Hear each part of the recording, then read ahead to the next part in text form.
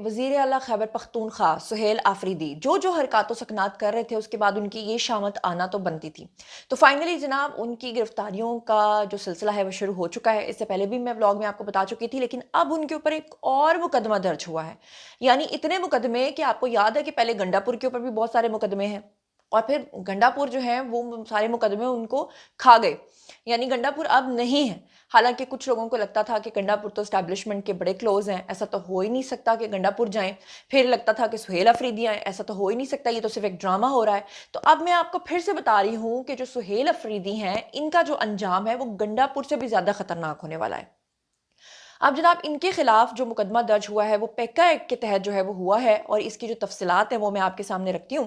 وزیر اعلیٰ خیبر پختونخوا یعنی کہ سہیل آفریدی کے خلاف مقدمہ درج ہو چکا ہے، اور ان کے خلاف جو مقدمہ درج ہوا ہے وہ سائبر کرائم رپورٹنگ سینٹر اسلام آباد میں NCCIA کے جو سب انسپیکٹر ہیں ان کی مدیت میں جو ہے وہ درج ہوا ہے، اور اس میں سائبر کرائم ایکٹ ان کے اوپر جو ہے وہ لگا ہے.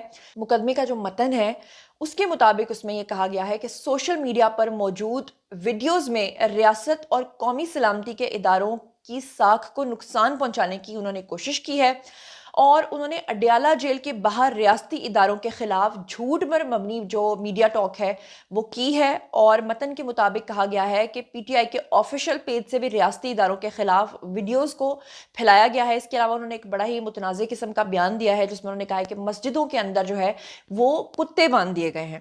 تو فائنلی ان کے خلاف جو ہے وہ مقدمہ درج ہو گیا ہے. ویسے بھی آج کل PTI والوں کی چیخیں بہت زیادہ آسمانوں سے باتیں کر رہی ہیں جب سے ان کو پتا چلا ہے کہ 27ویں ترمیم آ گئی ہے، جب سے ان کو یہ پتا چلا ہے کہ جو ہمارے فیلڈ مارشل ہیں اب وہ تاحیات رہنے والے ہیں.